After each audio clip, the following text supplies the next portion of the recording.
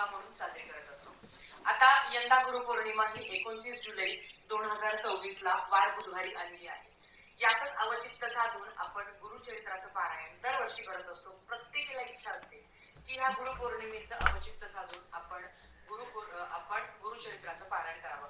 आता हे पारायण कसं करावं, याचे उपवास कधी सोडायचा आणि जर नैवेद्य दाखवायचा, काय दाखवायचं, कसं दाखवायचं, हा व्हिडिओ सगळा बघा.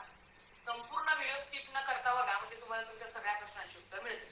नमस्कार सर्वांना, श्री स्वामी समर्थ. तुम्हा सर्वांचं आपल्या चॅनलमध्ये खूप खूप मनापासून स्वागत. आता गुरुपौर्णिमा ही 29 तारखेला आलेली आहे. 7व्या दिवशीच्या गुरुचरित्र पारायणाची सांगता ही 8व्या दिवशी केली जाते असं ग्रंथात वर्णन केलेलं आहे. म्हणजेच काय, आपल्याला 8 दिवस तुम्हाला पारायण करायचं. मग 22 तारखेपासून ते 29 तारखेपर्यंत तुम्हाला पारायण करायचं. म्हणजे 22, 23, 24, 25, 26, 27, 28.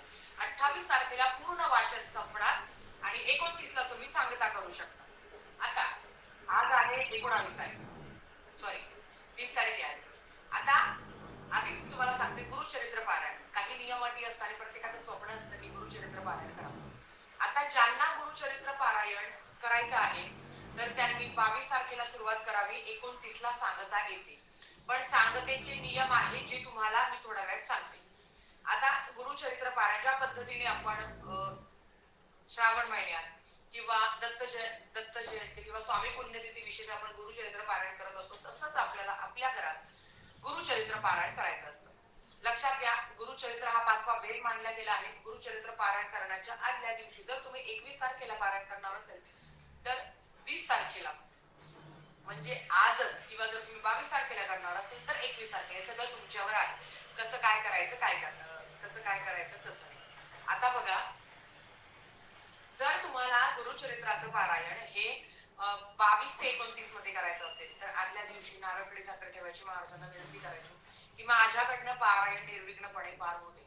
मासिक धर्म सुद्धा पेटाळ असेल तर पारायण करायचं नाही. तर गुरुचरित्र पारायण हे असं नाहीये की 3 दिवस वाचलं आणि नंतर मासिक धर्म आलं आणि ते थांबलं, असं नाहीये. हे पारायण आपल्याला पूर्ण करावंच लागतं. घरात कोणीही पारायण करू शकतं. शक्यतो ब्रह्ममुहूर्तावर उठूनच तुम्ही पारायण करावं. सांगितलेले अध्याय रोज तुम्हाला पठण करायचे आहे. आता सगळ्यात महत्वाचं, ब्रह्मचर्याचं पालन. तुमच्या घरात मांसाहार होणार नाही, कडकडीत अंडे पण होणार नाही, असं जर तुमच्या घरात नियम अटी असेल, जर ते पाळणार असेल तरच पारायण करा. मी पारायण करणारी व्यक्ती एकच धान्य खावं, म्हणजे जर तुम्ही गहू खाणार असेल तर गहू, ज्वारी, बाजरी, नाचणी जे तुमच्याकडे असेल ते तुम्ही एकच धान्य खावं. भात वर्ज्य आहे, सगळ्या डाळी वर्ज्य आहे, सगळ्या भाज्या तुम्ही खाऊ शकता, कांदा लसूण सोडून. बाकी खूप काही नाही आहे. आपण दरवर्षी यथाशक्ती यथाभक्ती पारायण करत असतो आणि मालक आपल्याकडनं ते करूनही घेतात. आता तुम्हाला नियम पेक्षा पण आहे ना, उद्यापन कसं करायचं ते महत्वाचं आहे, कारण नियम सगळ्यांना माहिती आहे. ब्रह्मचर्याचं पालन तुम्हाला करायचं आहे. बऱ्याच वेळा प्रश्न येतो, अगं ताई आमच्या म्हणजे गुडघ्याला त्रास आहे किंवा मणक्याला त्रास आहे, आम्ही खाली बसू शकत नाही. बिनधास्त टेबल खुर्ची घ्यावी, त्याच्यावर बसून तुम्ही पारायण करू शकता, काहीच अडचण नाही. ते एक मेन आहे. दुसरं असं येतं की ताई आम्ही दिवाणवर झोपू शकतो का, कारण आम्ही खाली बसू शकत नाही. तर अशा वेळेस काय करायचं, दिवाणवर झोपा, आपण गादीवर नका झोपू.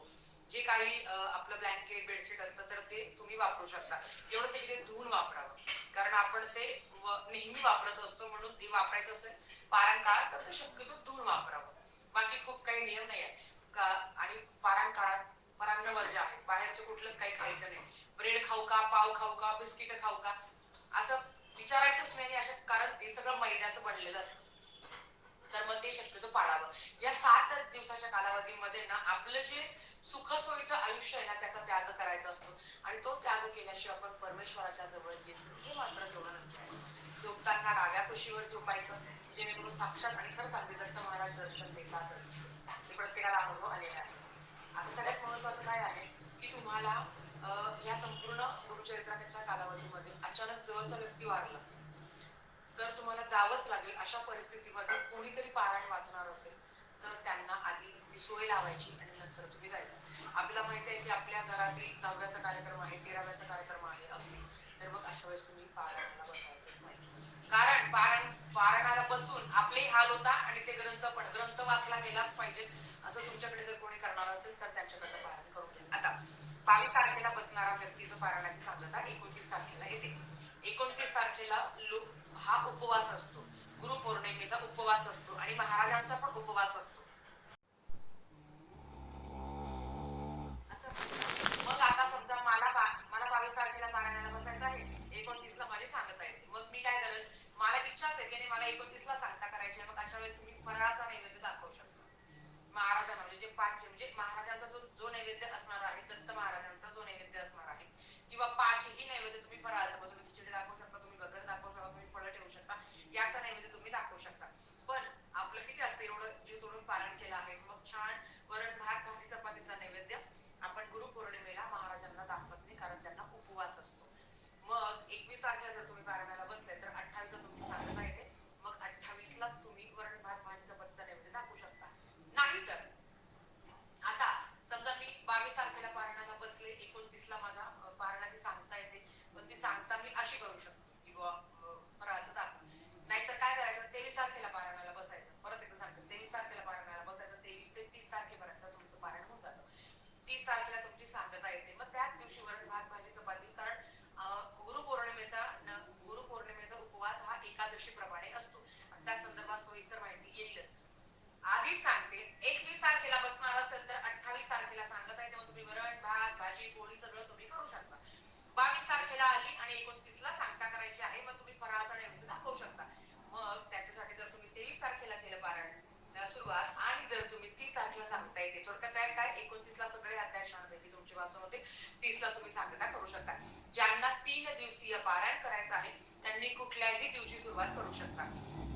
मग तुम्ही 27, 28, 29ला करू शकता, की ह्या पद्धतीने तुम्ही 29 म्हणजे तुमचं मग 30 तारखेला सांगता येईल, किंवा जर तुमची इच्छा असेल तर 26, 27, 28ला तुम्ही करू शकता, पण 29ला मग सांगता आल्यावर फराळाचा नैवेद्य दाखवायचा आहे.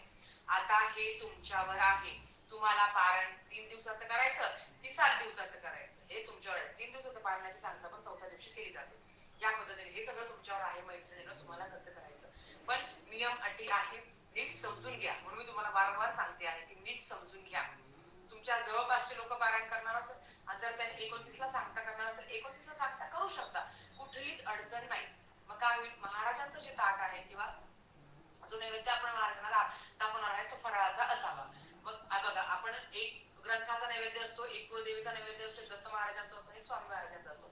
मग अशा वेळेस काय करायचं, मग अशा वेळेस ना 3 नैवेद्य, म्हणजे कुळदेवीचा नैवेद्य, दत्त महाराजांचा नैवेद्य आणि ग्रंथाचा नैवेद्य हा फराळाचा असणार, आणि एक नैवेद्य जो कुळदेवीचा आहे तुम्ही असं करू शकता. मग एवढं करण्यापेक्षा जर तुम्ही आधी सांगता झाली किंवा नंतर सांगता झाली 30 तारखेला किंवा 31 तारखेला, स्वतः 31 महिना आहे, 31ला सांगता झाली तरी हरकत नाही. तुम्हाला सांगते, गुरुचरित्राचं पारायण, गुरुपौर्णिमेचा उपवास, गुरुपौर्णिमा हा दिवस फक्त गुरूंसाठी असतो, तो कृतज्ञता व्यक्त करण्यासाठी असतो. आणि याचं अवचित्त साधून जर खरंच तुम्हाला पारायण करायची इच्छा आहे तर तुम्ही या पद्धतीने पारायण करू शकता. शेवटी कोणाकडनं काय करून घ्यायचं, कसं करून घ्यायचं, सगळं महाराजांच्या हातात आहे. तुम्ही आणि मी फक्त निमित्त मात्र आहे. करता करविता ते मालक बसलेले आहेत, त्यांनी जे ठरवलं तेच ते करतील. पण जर तुमची इच्छा असेल तर नक्कीच तुम्ही या पद्धतीने पारायण करू शकता. आणि आता तरी आम्ही गुरुचरित्र पारायण नाही करू शकत, तर आम्ही संक्षिप्त श्री गुरुचरित्र पारायण करू शकतो का? होय, तुम्ही 7 दिवस, 3 दिवस, 1 दिवस किंवा त्या दिवशी पण तुम्ही, तुम्हाला ते नक्की सांगाल ते कसं करायचं. पण त्यांची इच्छा आहे की ते मला 7 पारायण करायचे आहे, तर तुम्ही आजपासूनही पारायणाला सुरुवात करू शकता. या संदर्भात वारंवार व्हिडिओ केलेले आहेत, ते पण बघा.